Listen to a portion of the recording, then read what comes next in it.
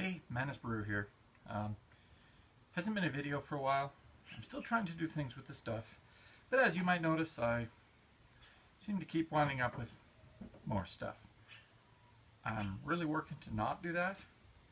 Sometimes, though, it's just, a dream takes you and you just gotta reach that little bit for it.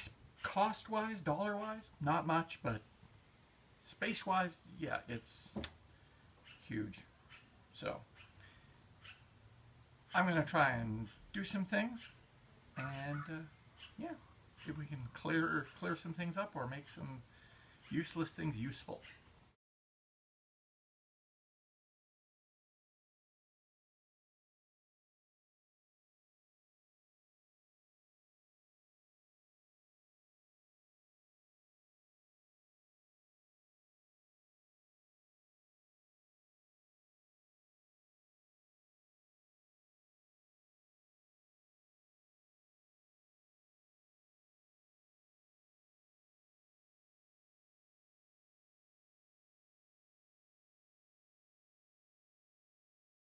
Alright, so we glued the cracked bottom of the seat back together again.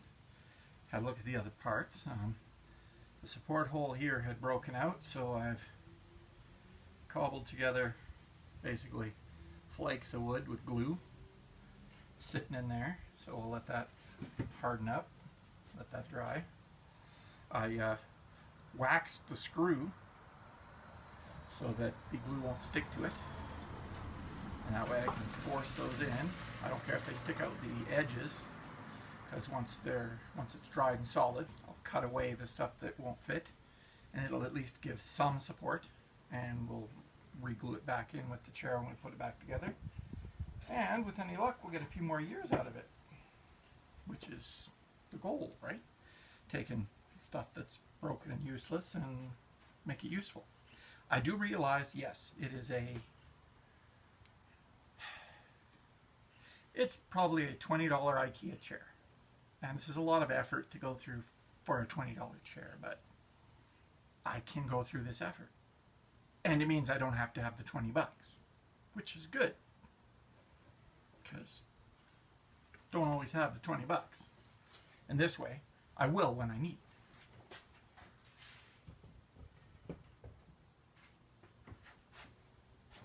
All right, other things we're working on. We pulled the carburetor off. I pulled the carburetor off an old project car that we've had garaged for 15 years. We've never done anything with it. Why not now? Not because I have huge amounts of time. I'm not stuck at home thanks to the illness or anything, thanks to COVID. But it would be kind of nice at least once to have that car out on the road. And the carburetor, of course, is completely dried out. All the seals are gone. Now the challenging part was it wasn't the original one to the car. The previous owner re-engined the vehicle with a V6. Apparently from the factory it had a straight 4. It's got a V6 now, so I actually removed the carburetor, took the gunk off the sides, found the actual part number, looked it up, and I've ordered the correct kit for it. Here, I'll show you.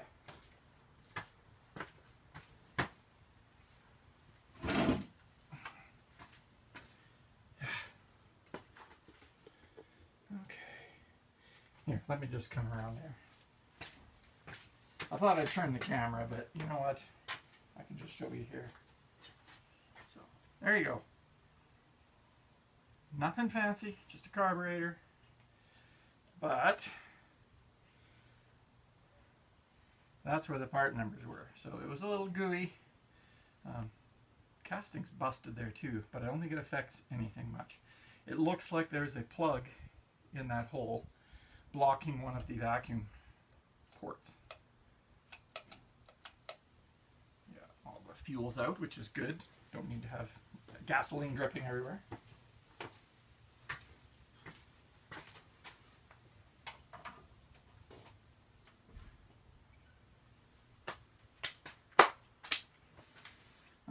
Other projects. So, here's the other project. Some of you will remember that I am still working on it. Yes. The potential future gaming beast. Actually, it will be a future gaming beast. It's also going to do a few other things too, obviously, because it's got the power. What I did manage to do was get a replacement drive, which was nice.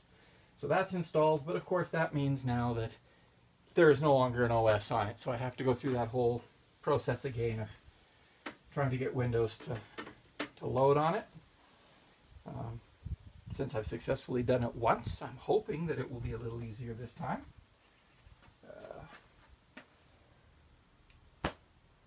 Why don't we leave it there for now? That's a few minutes worth of something. Did something with the stuff and try and keep that moving. Keep at least some momentum of some kind going. I've got some other bits and pieces that are pretty useless that I'm hoping to make useful, but those will probably be different projects, and we'll get into those as we wrap some of these guys up. All right? Awesome. So we did it. Yay. We did what we could with what we had. And that's the time I had. So we will talk to you next time.